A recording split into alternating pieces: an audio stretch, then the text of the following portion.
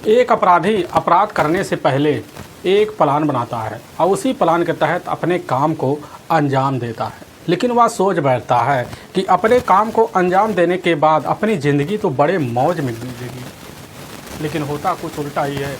और कहा भी गया दोस्तों कि इंसान जिस तरह कर्म करता है उसको सेम वैसा ही फल मिल जाता है। आज की घटना में सेम कुछ ऐसे ही होता है। एक औरत होती है, बस उसके अपने कुछ सपने होते हैं। उस सपने को पूरा करने के लिए अपने पति के पीठ पीछे ऐसा खेल खेल देती है कि जिसकी वजह से उसका पति ही इस दुनिया को छोड़ के चला जाता है और साथ में कई लोग पीछे भी पहुंच जाते हैं।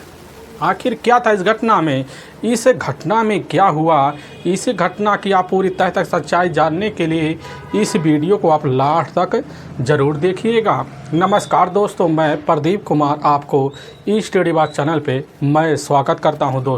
दोस्तों आज की यह जो सच्ची घटना है, यह घटना सुनाने से पहले मैं आपसे एक छोटा सा रिक्वेस्ट करना चाहता हूं, क्योंकि आप अगर इस चैनल पर नए आए हुए हैं, पहली बार आए हुए हैं, तो एक बार जाकर आप अपने इन्हीं प्यारे हाथों से आप इस चैनल को सब्सक्राइब जरूर कर लीजिएगा और साथ में एक बार अपने नाम और अपने पते सहित कमेंट बॉक्स में जाकर दर्ज ज़रूर कर दीजिएगा, ताकि आपका नाम हम अगले वीडियो में ले सकें। दोस्तों आज की यह जो सच्ची घटना है, यह घटना ठीक उत्तर प्रदेश और उसी में एक फतेहपुर ज़िला पड़ता है और ठीक उसी का ही एक बिंदिका थाना पड़ता है और उसी में ही एक रहीसी कॉलोनी पड़ता है।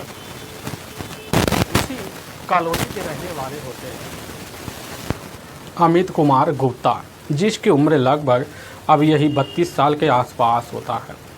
उनकी अपनी पत्नी भी होती है पूनम गुप्ता उर्फ पूनम कुशवाहा, जिसकी उम्र लगभग 28 साल के आसपास होता है। अमित गुप्ता की अपनी मां भी होती है माधुरी देवी, और साथ में अमित गुप्ता की एक अपनी बहन होती है नीलम गुप्ता, जिसके टोटल अपने 2 बच्चे होते हैं।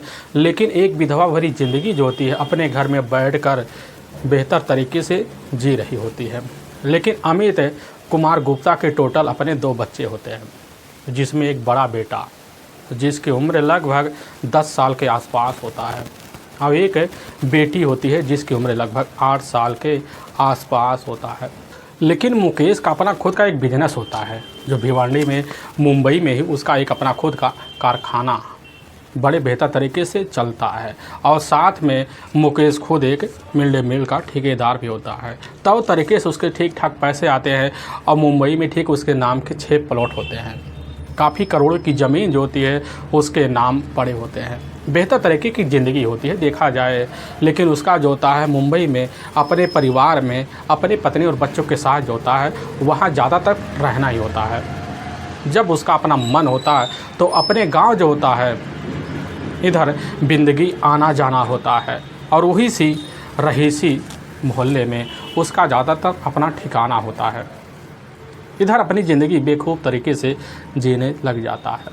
और तभी मैं बात करता हूँ ठीक 29 जनवरी अब साल 2023 का ही, तो एकदम वही जैसे शाम का टाइम होता है तो उसी वक्त बिंदगी कस्बे के अपने ही घर में मौके पर अब इधर मौजूद होते हैं अमित और साथ में उसकी अपनी पत्नी पूनम और साथ में उसके अपने 2 बच्चे और साथ में उसकी अपनी माँ माधुरी देवी और साथ में उसकी अपनी जो बहन होती है। तो तरीके से घर में खाना पीना खाते हैं। खाना पीना खाने के बाद जो होता है अब इधर अपने 2 बच्चों को लेती है और पूनम लेकर अपने छत पे चली जाती। एक कमरा होता है, उसी कमरे में 2 बच्चों को सुला देती है। कुछ देर बाद जो होते हैं अपने घर के सारे काम को निपटा लेती। निपटाने के बाद जाकर अपने पति के साथ अपने बेडरूम में मौके पर सो जाती है। अब इधर पूनम की जो अपनी सास होती है और ननद होती है जाकर अपने रूम में तौर तरीके से सो जाती है। लेकिन जैसे सुबह का अब 4 बजे के आसपास का टाइम होता है तो उसी वक्त पूनम के कमरे से बड़ी तेज़ चीख की आवाज़ आती है और इस आवाज़ को माधुरी देवी जैसे सुनती है पूरी तरह से सन्न से रह जाती है और उसी वक्त अपनी बेटी को जगाती है और जगाने के बाद ठीक ऊपर जाती है फर्स्ट फ्लोर पर। यानी कि दूसरी मंजिल पर चढ़ती है तो चढ़ने के बाद देखती है कि इधर बहू का जो मेन दरवाज़ा है वह तो बाहर से कुंडी लगा हुआ है, तो अंदर आखिर चीख क्यों रही है। इधर माधुरी देवी जाती टन से कुंडी खोलती अंदर, जैसे ही नज़र घुमाती देखकर उसकी नज़र वहीं चौधिया से जाती है, क्योंकि घर के अंदर उसके अपने बेटे अब इधर जो था अमित कुमार का डेड बॉडी पूरी तरह से खून से लथपथ वहीं फोल्डिंग पर पड़ा होता है। इस तरह का हश्र देखकर इधर नीलम और साथ में माधुरी देवी पूरी तरह से होश हवास खो बैठते हैं और वही चीखना चिल्लाना शुरू कर देते हैं। माधुरी देवी अपनी बहू पूनम से पूछती, बहू यह कैसे हो गया, आखिर कौन था हत्यारा, आखिर किसके यह कारण हो सकते हैं। पूनम कहने लग जाती कि माँ जी हमें इसके बारे में कुछ नहीं पता, क्योंकि उस समय पूनम के दोनों जो हाथ होते हैं, जो पैर होते हैं और मुंह होते हैं पूरी तरह से बंधे होते हैं। माधुरी देवी जाती है उसी वक्त मुक्त करती है। करने के बाद जैसे ही खड़ी होती पूनम उसी समय दहाड़े मार कर अब चीख चिल्लाना शुरू कर देती। कहने लग जाती कि माँ जी हमने उनकी पहचान नहीं कर पाई, क्योंकि वह कोई अनजान व्यक्ति थे। अब इस तरह की जब बात माधुरी देवी अपने बहू पूनम से सुनने के बाद उसको भी यकीन नहीं होता कि हमारे बेटे अमित कुमार गुप्ता के साथ ऐसा कौन कर सकता है। लेकिन हाँ, इन चीखों की जो आवाज़ होती है अब जाकर रहायशगिरी मोहल्ले में पहुंच जाती है। पहुंचने की वजह से लोग वहां इकट्ठा हो जाती। इकट्ठा होने के बाद इसकी जो सूचना होता है उसी वक्त जो होता है बिंदकी कस्बे में दे दिया जाता है। अब वहाँ के जो थाना इंस्पेक्टर होते हैं शमशेर बहादुर सिंह, अब जैसे ही खबर पाते हैं उसी वक्त अपने दल बल टीम को लेते हैं और लेने के बाद बिना टाइम गंवाए जो होता है वहाँ से निकलते हैं और निकलने के बाद रहायशीगिरी मोहल्ले में पहुँचते हैं और उसी समय दंदना कर इधर अमित कुमार के घर में घुस जाते हैं। ऊपर चढ़ते हैं, एक कमरा होती है, इसी कमरे में जो नज़ारा देखते हैं शमशेर बहादुर सिंह वहाँ भी पूरी तरह से दंग से रह जाते हैं, क्योंकि जो फोल्डिंग होता है उसी फोल्डिंग पे पूरी तरह से खून से लथपथ अवस्था में अब इधर अमित कुमार गुप्ता पड़ा होता है। पुलिस की जो टीम होती है वहाँ अपने हिसाब से घटनास्थल का तौर तरीके से निरीक्षण करती है तो पता चलता अमित के शरीर पर काफ़ी जगह तेज नुकीले हथियार के घाव होते हैं, काफ़ी सारे ब्लड ज़मीन पर जम चुके होते हैं। पुलिस की टीम समझ जाती कि बस करो की जो मौत हुई है लगभग वह कुछ घंटे पहले हुई है और तब तक तो सुबह हो जाता है, सूरज चढ़ जाता है। चढ़ने की वजह से लोगों की नींद पूरी तरह से टूट जाती है, जिसकी वजह से इधर अमित के घर में दंदना कर कई लोग भर जाते हैं। लोग वहाँ खड़े होकर तरह तरह की बातें करते हैं। पुलिस की जो टीम होती है फोरेंसिक टीम को फ़ोन करती है, कुछ मिनट लगते हैं, फोरेंसिक टीम भी पहुंच जाती है, डॉग स्क्वाड की टीम भी पहुंचती है, अपने हिसाब से तौर तरीके से निरीक्षण भी करते हैं, कुछ सबूत जुटाते हैं। लेकिन पुलिस के हाथ कोई अहम सुराग है अब नहीं लगता है। पुलिस की जो टीम होती है इधर बॉडी का वही पंचनामा भरती है और भरने के बाद उठाकर अपने जो नज़दीकी जो सरकारी अस्पताल होता है अब उसी में पोस्टमार्टम के लिए भेजवा देती है। पुलिस की जो टीम होती है अब उसी वक्त सबसे पहले वहाँ पर खड़ी पूनम से पूछताछ शुरू कर देती है। पूनम वही पूरी बात है पुलिस के सामने दोहरा देती है, लेकिन यही कहती है साहब हमें नहीं पता वहाँ हत्यारे कौन थे। पुलिस की जो नज़र होती है बगल जाती है तो पता चलता है बगल में खुद अमित की अपनी जो माँ होती है माधुरी देवी वहीं खड़ी जो पूरी तरह से चीख चिल्ला रही होती है, पछाड़े मार मार कर। पुलिस की टीम जो होती है माधुरी देवी को समझाती बुझाती शांत करवाती है। पुलिस के सामने अब माधुरी देवी बड़े ज़ोर से तीखी आवाज़ में कहने लग जाती कि साहब हमारे बेटे का हत्यारा कोई और नहीं है बल्कि खुद की उसकी अपनी जो पत्नी होती है सामने बैठी हुई यही पूनम है। यह बात जब थाना पर भारी अब इधर शमशेर बहादुर सिंह सुनते हैं पूरी तरह से बड़े अचंभे में रह जाते हैं। पुलिस की जो टीम होती है खड़े हुए दूसरी साइड में जब देखते तो पता चलता है कि इधर अमित का अपना बेटा लगभग जो 10 साल का आसपास होता है वही खड़ा होता है, उसके चेहरे पर सिकन होती है। पुलिस की टीम उससे ही बड़े तसल्ली वक्त अब पूछताछ शुरू कर देती है, लेकिन पुलिस के सामने वही बात है वह भी दोहराना शुरू कर देता कि साहब हमारे जो अपने पिता है इधर अमित हमारी जो अपनी माँ है उन दोनों के बीच आए दिन झगड़े तकरार चलते थे। पुलिस को पूरी तरह से यकीन हो जाता है कि बस करो इसमें पूरी तरह से पूनम का ही हाथ है। और उसी वक्त वहाँ कुछ महिला अधिकारी भी होते हैं। महिला अधिकारी पूनम से पूछताछ करने के जैसे करीब जाते हैं तो पूनम के जो नखड़े होते हैं और बढ़ जाते हैं, बड़ी तेज से दहाड़े मारकर चीख चिल्ला बढ़ते हैं। लेकिन महिला अधिकारी उसके हाव भाव को देखकर समझ जाते हैं कि बस करो पुलिस के सामने मगरमच्छ वाली आंसू निकाल ही रही है। पुलिस की जो टीम होती है उधर उसके सामने काफ़ी सारे सवाल दाग देती है, जिसकी वजह से पूनम के जो चेहरे होते, जो रंगत होते, पूरी तरह से उतर सा जाते हैं। और जैसे पुलिस की टीम वही शक्ति दिखाती है तो बिना टाइम गंवाए पूनम जो होती है इधर अपने प्रेमी अविनाश उर्फ उमेंद्र का नाम ले लेती है, जो ठीक कानपुर का शहर का ही रहने वाला होता है। और साथ में पूनम के ही एक अपने खुद के जीजा होते हैं, राम खेलावन। और पुलिस के सामने जैसे ही दोनों को नाम लेती, पुलिस की जो टीम होती है और बिना टाइम गंवाए दोनों को जाते अपने कैटरिंग लेने के लिए, लेकिन उसी में से सिर्फ हाथ लगता है यही अविनाश उर्फ उमेंद्र। पुलिस की टीम कब्जे में लेकर जब उसको भी थाने पहुंचती है तो यह थाने पहुंचने के बाद उमेंद्र जैसे अपने सामने पूनम को देखता समझ जाता पूनम अपने पति की राज की जो हत्या है पूरी तरह से खोल चुकी है। अब पुलिस के सामने बिना किसी शक्ति दबाव के दोनों टूट जाते हैं, लेकिन टूटने के बाद जो सच्चाई रखते हैं इसे सुनने के बाद लोगों को अपने कानों पर कतई यकीन नहीं होता है। असल में उत्तर प्रदेश का ही जाना माना जो शहर है फतेहपुर है, और ठीक उसी का ही बिंदकी कस्बा है, उसी कस्बा के रहने वाले होते हैं।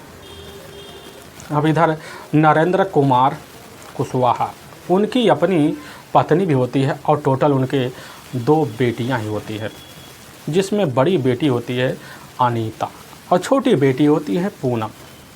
अनीता की ऑलरेडी शादी हो चुकी होती है, उसका अपना पति भी होता है राम खेलावन कुशवाहा। अनीता का जो अपना ससुराल होता है वह ठीक वही चमनगंज ही होता है। अब इधर जो होता है खुद अनीता का अपना ससुराल आना जाना काफ़ी तौर तरीके से जब हो जाता है तो इधर उनके अपने जो पिता होते हैं उनको भी लगने लग जाता कि हमारी बेटी जो होती है अपने ससुराल में काफ़ी ज़्यादा खुश है। इधर धीरे धीरे अनीता अब 2 बच्चों की माँ बन जाती, बनने की वजह से उसके पास जो होती है काफ़ी सारी जिम्मेदारी आ जाती है। अब इधर पूनम के अपने जो पिता होते हैं वह भी जब अपनी बेटी को देखते कि हमारी जो बेटी है मौके पर अब पढ़ लिख कर घर गृहस्थी में उलझ चुकी है, तो वह भी फैसला लेते हैं कि ना चलकर अब पूनम की जो शादी होती है तौर तरीके से करवा दिया जाए। तो उसी वक्त अब पूनम के लिए लड़के की तलाशी करते हैं। तभी मैं बात कर रहा हूँ अब साल 2011 का। तो उस वक्त जो होता है अब इधर अमित कुमार गुप्ता, उसके जो अपने पिता होते हैं मौके पर एक बहुत ही बड़े रहीसी वाले व्यापारी होते हैं। उनके अपने आसपास जो होता है काफ़ी दुकानदारों के यहाँ तगादों वाला काम होता है, लेकिन उस तगादे की जो वसूली होता है खुद अमित कुमार गुप्ता ही करने आया जा करता था। तभी एक दिन अपनी मोटरसाइकिल लेकर निकलता और निकलने के बाद जैसे ही रेलवे स्टेशन के करीब जाता है और जाने के बाद अपनी मोटरसाइकिल मोड़ने की कोशिश करता, तभी उसी वक्त एक युवती बड़ी ज़ोर से आवाज़ लगाती है। उस आवाज़ को जैसे ही अमित सुनता है तो अपनी बाइक रोक देता है और नज़र मारता देखता एक खूबसूरत युवती हाथ हमें दे रही है। उसके चेहरे पर मुस्कुराहट आ जाती है। आने की वजह से मोटरसाइकिल उसके करीब लेकर पहुंच जाता है तो वह युवती जो होती है अपना परिचय देना शुरू कर देती है, कहने लग जाती है कि हमारा नाम पूनम कुशवाहा है और हम यहीं पास के कॉलेज में मौके पर अब पढ़ाई कर रहे हैं। हमें काफ़ी लेट हो रहा है क्योंकि यहाँ हम खड़े होकर काफ़ी देर से टेम्पो का इंतज़ार कर रहे हैं। यह बात जब सुनता है, सुनने के बाद अमित कहने लग जाता है तो बताइए हम कि आप क्या सेवा कर सकते हैं। पूनम कह देती एक बार जल्दी से हमें हमारे कॉलेज छोड़ दे दीजिए तो हम आपके बड़े आभारी रहेंगे। यह बात जब सुनने के बाद बिना टाइम गंवाए जो था अमित इशारा मारता है, जाकर पूनम जो होती है पीछे बैठ जाती है। लेकिन रास्ते पर पूनम के जो मुंह होते हैं अब बंद नहीं रहते हैं। बड़ी मीठी मीठी आवाज़ अमित के सामने करने की वजह से अमित जो होता है उसकी मीठी मीठी बातों और साथ में उसकी खूबसूरती को उसी शीशे में निहारते हुए पूरी तरह से दीवाना हो जाता। और इस तरह दीवाना हो जाता है रास्ते में कैसे ना तैसे कर पूनम से दोस्ती का हाथ तक बढ़ा लेता और साथ में उसका मोबाइल नंबर भी ले लेता है। और लेने के बाद जो होता है अपने घर जब पहुंचता, जब मौका पाने के बाद पूनम के मोबाइल पर कॉल करता और कॉल करने के बाद ठीक जो होता है अब पूनम भी उससे बात करने के लिए दूसरी तरफ उतावली भी रहती। अब यह सिलसिला लगभग फ़ोन के द्वारा आए दिन चलते चलते दोस्ती में तब्दील होने के बजाय धीरे धीरे प्रेम प्रसंग में चालू हो जाता। चलने के बाद जो था दोनों एक धार मिलना जुलना जारी कर देते हैं, घूमना फिरना चालू हो जाता है। चालू होने के बाद होता है अब इनके प्रेम प्रसंग के जो चर्चे होते हैं या जाकर सीधा का सीधा अमित कुमार के जो अपने पिता होते हैं अब जगदीश गुप्ता, उनके कानों में पहुंच जाता और पहुंचने की वजह से वह पूरी तरह से सनस रह जाते हैं, क्योंकि वह जगदीश गुप्ता की एक अपने सपने होते हैं, क्योंकि वह खुद रईस होते हैं। उनकी अपनी सोच होती है, अपने बेटे की जो शादी होता है एक रईस ख़ानदान में करेंगे, बड़ी घराने की बहू लाएंगे, तौर तरीके से करेंगे। लेकिन जब उनको खबर लगता है कि हमारा जो अपना बेटा है वह उस पूनम नाम की लड़की के पीछे पूरी तरह से दीवाना हो गया, उसके साथ शादी करने के लिए सपने देख रहा है। अब जगदीश गुप्ता खबर पाने के बाद पूरी तरह से सनस रह जाते हैं, उनके सपने जो थे वहीं टूट जाते हैं और अपने बेटे के प्यार में पूरी तरह से मजबूर हो जाते हैं साथ देने के लिए।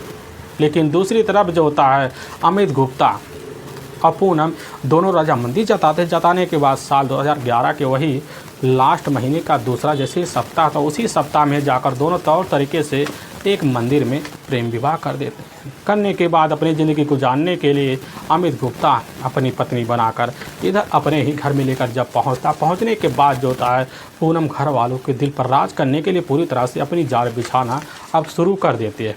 लेकिन जो भी देखता पूनम को देखकर उसकी ससुराल में खूबसूरती का बड़ी तारीफ करता है। पहले तो घर में बड़ी कचोड़ मचोड़ होती है पूनम को देखकर, लेकिन कुछ ही महीने लगते हैं पूनम को अपने घर वालों के दिलों पर राज करने के लिए। कुछ दिन बाद अपने घर वाले में अपने सास ससुर और साथ में अपनी ननद के दिल पे राज करना अब शुरू कर देती है। करने की वजह से घर में धीरे धीरे मान सम्मान जब मिलने लग जाता है और मिलने के बाद अपनी ज़िंदगी अपने प्यारे पति अमित गुप्ता के साथ गुजारने लग जाती है। ऐसे गुजरते गुजरते अब लगभग 4 साल का वक्त गुजर जाता है और इसी बीच पूनम 2 बच्चों की मां बन जाती है, जिसमें एक बड़ा बेटा होता है और एक छोटी बेटी होती है। लेकिन पूनम जब भी अपने ही ससुराल में अपनी ज़िंदगी तहत गुजारने लग जाती है, उसको आभास होने लग जाता है कि हमारा जो अपना पति है और मौके पर अब बाहर की दुनिया देख रहा है और घर में कोई हमारा साथ देने वाला नहीं है। तो उसी वक्त जो होती है पूनम अब अपने रिश्तेदारों से फ़ोन पे बिजी रहने के लिए रास्ता खोजना शुरू कर देती है और तभी कहीं भी फ़ोन मिला लिया करते थे और बात कर लिया करते थे।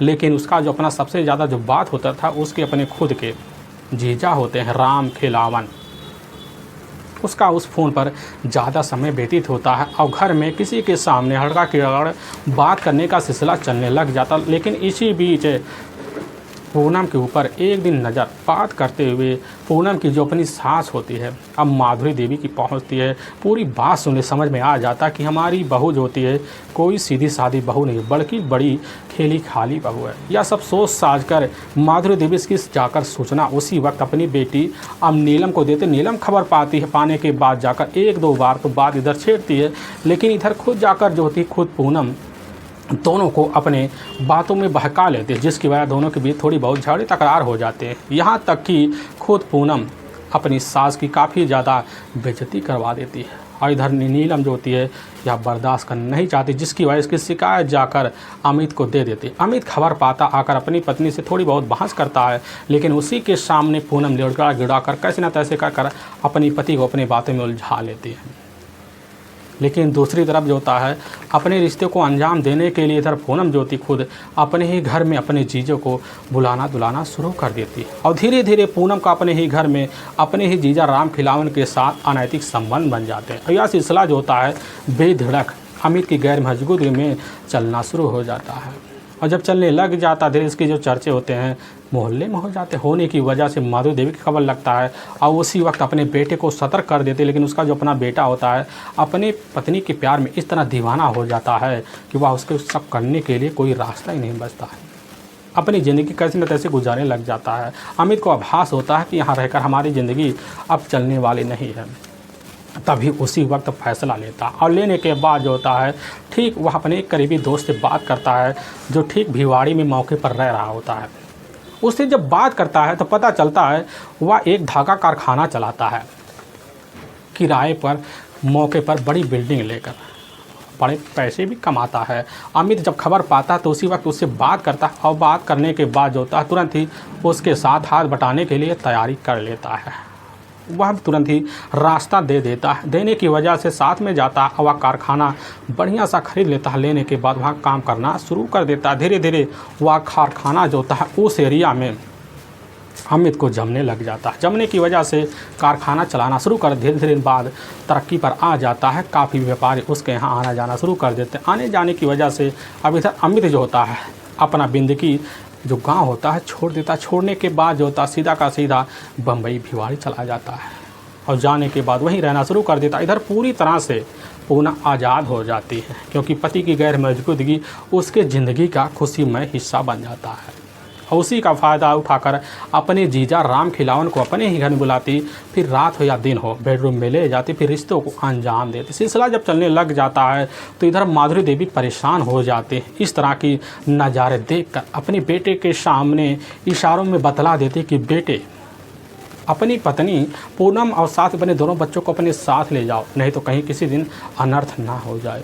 हमें समझ जाता कि हमारी माँ की सोच अब कहाँ तक। उसी वक्त अपनी पत्नी और साथ में अपने दोनों बच्चों को अपने साथ लेता है और लेकर भिवाड़ी निकल जाता है। फिर वहीं अब रहना शुरू कर देता है और जब रहने लग जाता है तो रहने के कुछ दिन बाद जो होता है पूनम को आभास हो जाता है कि आखिर जो जीजा में खुशियाँ मिलती है वह खुशियाँ अब अमित के अंदर नहीं बची है, जिसकी वजह से अब इधर पूनम को अपने जीजा की याद काफ़ी ज़्यादा आने लग जाती है। और फ़ोन के द्वारा राम खिलावन से पूनम की बात लगातार जारी रहता।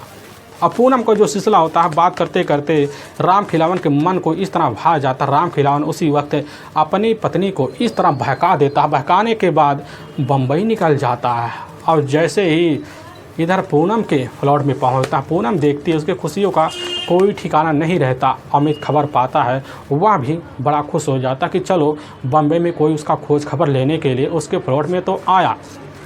बड़े तौर तरीके से अमित जो होता है साड़ू होने के नाते सेवा सत्कार भी करता है। लेकिन जैसे ही अब इधर सुबह का टाइम होता है तो उसी वक्त अमित जो होता है अपने कारखाने में चला जाता है। पूरा दिन पूनम अकेली बैठी रहती क्योंकि दोनों बच्चे मौके पर स्कूल आना जाना शुरू कर देते हैं। अकेली मौका का फ़ायदा उठाना उसी वक्त पूरी तरह से शुरू करने के लिए तैयार हो जाती है। अपने बेडरूम में अपने जीजा को ले जाती है, अपने रिश्तों को अंजाम देती है। यह सिलसिला लगभग वहाँ 4 दिन चलता है। चलने के बाद जो होता है राम खिलावन जब उसका मन पूरी तरह से टूट जाता है तो अपने गांव चलाता है। और इधर पूनम ज्योति बेखौफ अपने जीजा से अपने फ़ोन के द्वारा बातचीत शुरू कर देती है और बराबर राम खिलावन का आना जाना हो जाता है। और सिलसिला कई बार चलता है, कई महीने बीत जाते हैं। और बीतने के बाद तभी एक दिन दोपहर का टाइम होता है तो उसी वक्त अमित कुमार कारखाने से किसी कारणवश अपने ही कमरे पर पहुंचने के लिए और तैयारी कर लेता है। और जैसे पहुंचता देखता मेन दरवाज़ा तो खुला हुआ, अंदर नज़र मारता है तो पता चलता उसके बेडरूम में उसका अपना खुद का जो साड़ू होता है राम खिलावन खुद उसकी अपनी पत्नी के साथ एक ही अवस्था में पड़ा हुआ है। यह नज़ारा देखकर पूरी तरह से अमित कुमार गुप्ता सन्न से रह जाता है। अपने साड़ू को काफ़ी खरी खोटी सुनाता, यहाँ तक कि अपने घर से तक के मार कर वहाँ से निवाला बना देता। और अपनी पत्नी को पहले तो पिटाई करता, बाद में समझा बुझाकर बच्चों की जिम्मेदारी को बतला उतला कर वहीं शांत करवाता है। लेकिन कुछ दिन इधर जो होता अमित और साथ में पूनम के बीच अनैतिक दूरी बन जाती है। रिश्ते तक इनके पास नहीं हो पाते हैं। लगभग 2 महीने का वक्त बीत जाता है। पूनम को आभास हो जाता है कि आखिर जो चाहिए वह अमित से मिलने वाला है नहीं, तो आखिर अमित से आस किस लिए हम रखें। लेकिन इसी बीच पूनम का अपने जीजा राम खिलावन से बात होना कम नहीं होता, चलने लग जाता है।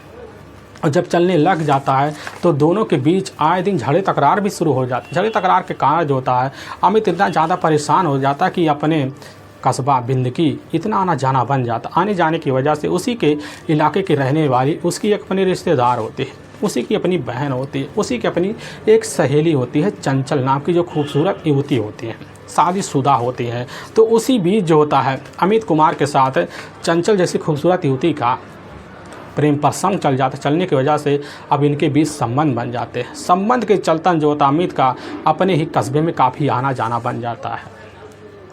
आने जाने के कारण जो होता है अब इधर खुद अपनी ज़िंदगी जो होता है पूनम कैसे ना तैसे कर बम्बई में गुजारते रहते। लेकिन पूनम के मन में शंकाएं घर कर लेते कि आखिर हमारा जो पति है फ़ोन पर किससे हंस खिलाकर बात करता है। यही सब जानने के लिए पूनम पूरी तरह से उसके पीछे पड़ जाते हैं। तब एक दिन जैसे ही सुबह का टाइम होता उसी वक्त अमित अपने ही मौके पर बाथरूम में घुसता है तो मोबाइल तो बाहर रह जाता। तो उसी वक्त पूनम उसकी मोबाइल चेक करना शुरू करते। मोबाइल में एक नंबर मौके पर सेव होता है, वह नंबर किसी चंचल नाम की युवती से होता है। अब वो देख के समझ जाती कि बस करो यही युवती होगी।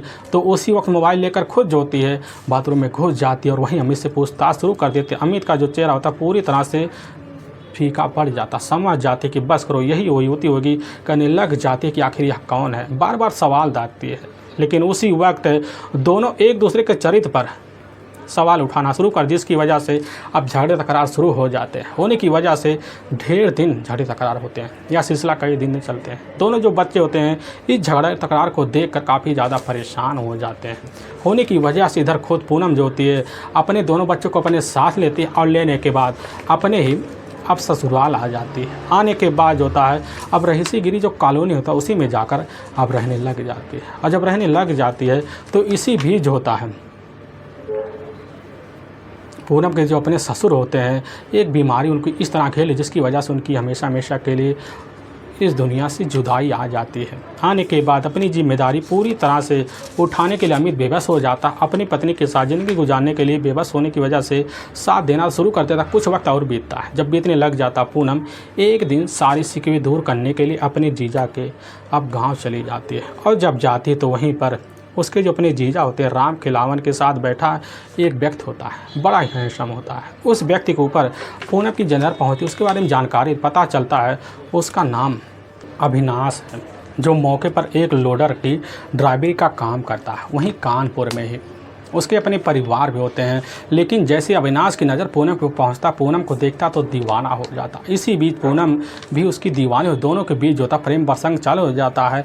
और फिर इधर जो होता है पूनम का खुद अविनाश के बीच अनैतिक संबंध बना जाते हैं। और पूनम का जो होता है अविनाश से मोबाइल के थ्रू बात होना शुरू हो जाते हैं। लेकिन पूनम को जो पता होता है हमारे घर में इस समय ना अपनी सास ना ससुर है, उसी का फ़ायदा उठाकर अविनाश को अपने बेडरूम में बुलाती और अपने ही प्रेमी के साथ अपने रिश्तों को अंजाम देती। यह सिलसिला चलने लग जाता। दूसरी तरफ अमित जो होता है अपनी जिम्मेदारी पूरी तरह से उलझ जाता।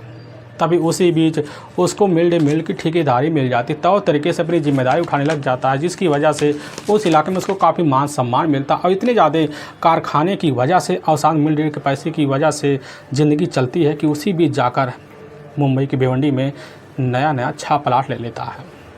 और लेने के बाद अपनी ज़िंदगी गुजारने लग जाता है। फिर सालों का वक्त बीत जाता है, तो इसी बीच फैसला लेता है, उस ज़मीन को बेच देता है। लगभग 1 प्लाट को बेचने के बाद ठीक अपने ही कस्बे के महाजनी एक कॉलोनी, उसी कॉलोनी में जाकर बढ़िया सा प्लाट ले लेता। और लेने के बाद वहीं अपनी माँ और अपनी बहन और साथ में अपने पूरे परिवार सहित जो होता है गुजारा करना शुरू कर देता है। लेकिन उसका जो गुजारा होता है ठीक वहीं भिवंडी में होता है। और इसी भी ज़िंदगी खूबसूरत चलने लग जाती है। और इधर जो होता है पूरी तरह से पूनम की तो मौज हो जाती। और जब चलने लग जाती है तो पूनम इधर जो होता है मौके पर जब भिवंडी होती है तो एक दिन पूनम को एहसास हो जाता कहीं हमारा पति जो होता है अपनी ज़िंदगी से हमें कभी बेदखल ना कर दे और हमारे बच्चों की जो भविष्य है पूरी तरह से धरा का धरा ना रह जाए। तो उसी बीच एक दिन पूनम खुद अपने पति अब इधर अमित के पास जाती, अपने दिल की बात रहते कहने लग जाती है कि हमें पता है इस इलाके में तुम्हारे नाम 6 प्लॉट है, 3 प्लॉट तो हमारे बच्चों के नाम करा दो, बाकी ज़िंदगी जो कस्बा उसी कस्बे में आधा हिस्सा हमें चाहिए। नहीं तो कल कि तुम्हारी प्रेमिका तुम्हें लेकर कहीं चली जाए तो बाकी के हम तो हाथ मुंह देकर रह जाएंगे। यह बात जब सुनने के बाद अमित मुस्कुरा पड़ता है, समझ जाता है कि हमारी पत्नी की जो नीयत है वह क्या कर रही है।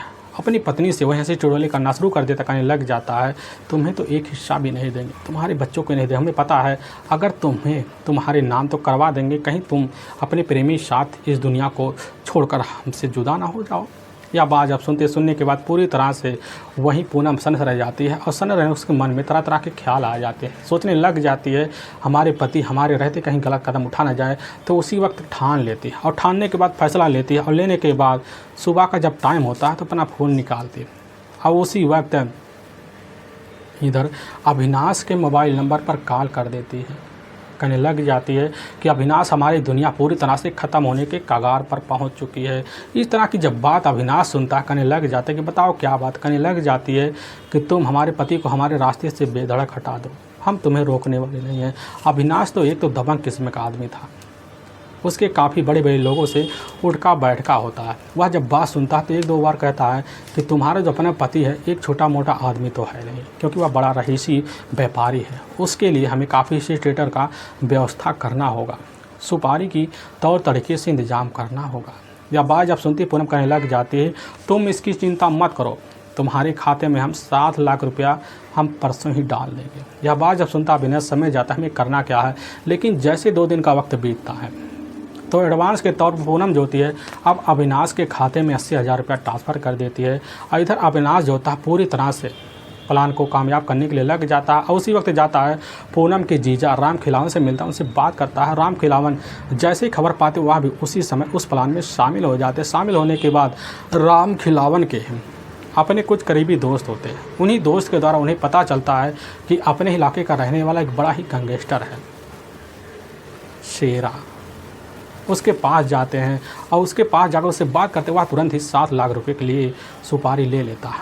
अब मिलने के बाद जो होता है तुरंत अपने प्लान को कामयाब करने के लिए शेरा जो होता है राम खिलावन के साथ लग जाता है। लेकिन शेरा के अपने 3 और दोस्त होते हैं, अंकुर और साथ में दुर्वेश और एक होता है मुकेश। तीनों को अपने साथ मिला लेता है और मिलाने के बाद जो होता है शेरा प्लान को कामयाब करने के लिए लग जाता है। लेकिन तभी इसी बीच पूनम को पता चलता है कि ठीक 26 जनवरी साल 2026 को ही इधर अमित के ही अपने मेरे भाई अमन की शादी पड़ी है और इसी सिलसिले में वह गांव जाने वाला है। अब पूनम जब इस चीज़ की खबर पाई समझ जाती कि आगे हमें अब करना क्या है। लेकिन तभी 20 जनवरी साल 2023 का जैसे दिन होता उसी वक्त जो होता अमित जाता है पूनम से कहने लग जाता है कि चलो हमारे साथ गांव चलो, क्योंकि टिकट तो तीनों का बन चुका है। लेकिन पूनम जब सुनने के बाद कहने लग जाती कि हम अभी नहीं जाएंगे, तुम चले जाओ क्योंकि तुम्हारा परिवार है, हमसे तो तुम्हारे पूरे परिवार वाले खफा हैं, हम तो अभी नहीं जाएंगे, जब शादी पार हो जाएगा तब अपने बच्चों को लेकर तुम्हारे पास आ जाएंगे। और इसी बात को लेकर इधर अमित और साथ में पूनम के बीच झगड़े तकरार होते हैं। और वहीं अमित जो होता है 2 टिकट तो फाड़ देता, फाड़ने के बाद तुरंत जो होता ट्रेन पकड़ता है और पकड़ने के बाद अपने ही कस्बे बिंदकी पहुँच आता है। लेकिन जैसे उतरता है तो उसके जो अपने माता पिता होते हैं देखते हैं बड़े खुश हो जाते हैं, गले लगा लेते हैं और अपने मामा के पास जब ज़्यादा उसके मामा देखकर खुश हो जाते हैं। लेकिन पूरी तरह से फंक्शन तो निपट जाता है। लेकिन पूनम जो होती है अपने जीजा और अपने ही प्रेमी अविनाश से फ़ोन पर लगातार लगी पड़ी होती है, जानकारी लेना शुरू कर देती है आखिर प्लान को कैसे कामयाब करना है। और तभी 29 जनवरी साल 2023 का अब जब दिन होता है तो उसी वक्त अपने दोनों बच्चों को लेकर अपने ही ससुराल पहुंच जाती है। और पहुंचने के बाद होता है महाजनी गली के जो प्लॉट होता है उसी प्लाट में जाकर अपने बच्चों के सहित ठिकाना तो बनाती है। लेकिन जैसे शाम का टाइम होता है, शाम के टाइम जो होता है उसी वक्त अपने पति अपने सासू और अपने ही ननद के साथ बैठकर तौर तरीके से खाना खाती है और दोनों बच्चों को ले जाती है ऊपर वाली पहली मंजिल एक कमरा, तो उसी कमरे में तौर तरीके से सुला देती है। और जैसे कुछ घंटा बीता तो अपने पति के बेडरूम में जाती है। जाने के बाद सोने के लिए बड़ी कोशिश करती है लेकिन उसकी आंखों में नींद नहीं आती है, कमरे से बाहर निकल जाती है। और वहीं अपने जीजा राम खिलावन और साथ में अपने आशिक अविनाश के पास फ़ोन कर देते, कहने लग जाते कि अब टाइम नहीं बचा है, आज अच्छा मौका दे रहा है। वह समझ जाते आगे हमें करना क्या है। तो राम खिलावन जो होता शेरा के पास फ़ोन कर देता है और शेरा खबर पाता अपने तीनों दोस्तों के पास फ़ोन कर देता है। अब जो होते हैं चारों के चारों उसी समय एक बाइक लेता है। बाइक लेने के बाद जो होता है अब इधर सीधा का सीधा महाजनी गली की तरफ आ जाते हैं। लेकिन पहले से वहाँ खड़ा राम खिलावन और इधर अविनाश होते हैं। अविनाश फ़ोन के द्वारा इसकी जानकारी पूनम को देते हैं। पूनम समझ जाती है कि आगे हमें करना क्या है। लेकिन जैसी रात का वही 1 बजे के आसपास का टाइम होता है तो उसी वक्त जो होता है खुद इधर जाकर अविनाश पूनम से बात करती, पूनम समझ जाती है कि अब वो लोग आ चुके हैं। उसी वक्त उठती है और नीचे आती, आने के बाद दरवाज़ा खोल देती है और खोलने के बाद जो होता है अब इधर राम खिलावन अविनाश एक साथ खड़े होते, उनको अंदर ले लेते हैं और लेने के बाद पूरे प्लान को वहीं एक एक करके दोनों को जानकारी दे। लेकिन जैसे ही कुछ घंटे बीतते हैं तो उसी वक्त शेरा अपने तीनों दोस्तों को लेकर पहुंच जाता है और दरवाजे के पास खड़ा हो जाता है। दरवाज़ा जैसे ही खटखटाता उसी वक्त पूनम तो वहीं खड़ी दरवाज़ा खोल देती है।